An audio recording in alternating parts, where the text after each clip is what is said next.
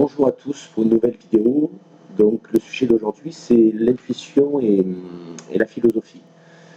Donc l'intuition vient du mot latin intuitio, donc qui veut dire vue, regard. L'intuition est intégrante pour ma part de l'intelligence. Elle s'accorde avec les sensations ressenties corporellement et mentalement. Pour ma part, il n'y a pas de dichotomie, donc de séparation entre le corps et l'âme lors de cette opération mentale. Il y a juste une association instantanée et succédanée.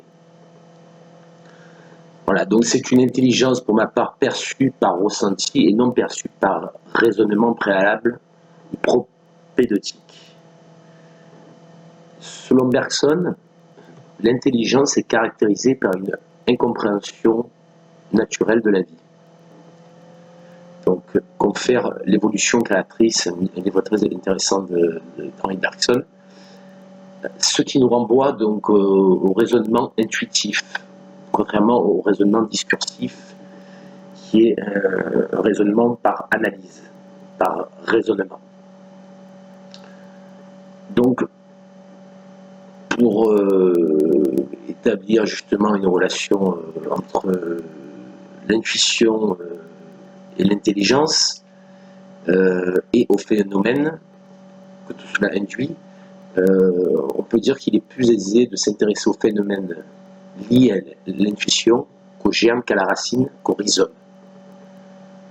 De plus, l'intelligence dépasse l'entendement et l'empirisme. Donc c'est vrai que c'est une notion que nous avons du mal à saisir, car elle est personnelle, intrinsèque, pour utiliser un terme nietzschéen, idiosyncrasique, donc elle est propre à chacun. Alors il y a beaucoup d'auteurs qui parlent du principe que l'intuition ne va pas avec le raisonnement, ne va pas avec l'intelligence, avec le ratio. Le ratio, c'est l'art de raisonner verbalement par le raisonnement. Si donc on reprend un petit peu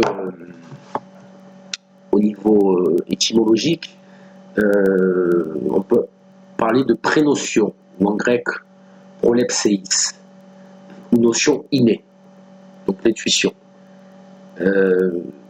Pour ma part, c'est une faculté à raisonner de manière intuitive, sans travail, comme je l'ai dit tout à l'heure, propédeutique, c'est-à-dire sans travail en amont. Cela se fait de manière spontanée et naturelle. Donc il y a peut-être quand même une volonté, un conatus, mais tout cela se fait de manière innée. Un second point, l'intuition se développe.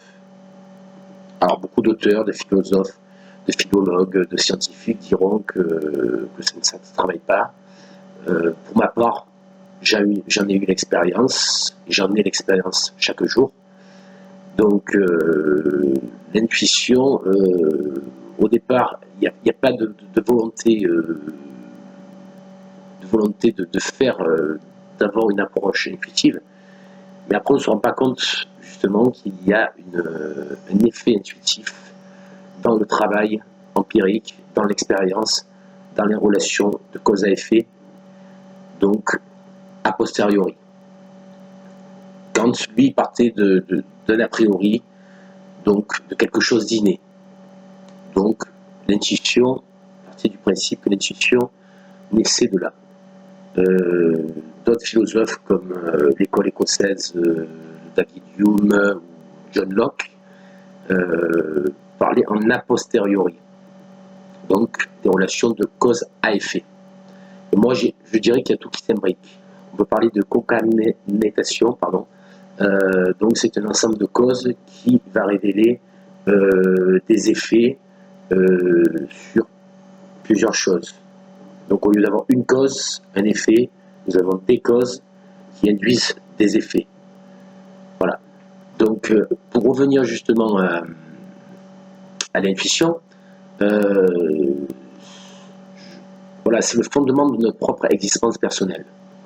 On peut parler d'instinct chez les animaux, mais je pense qu'il y a quand même une similitude.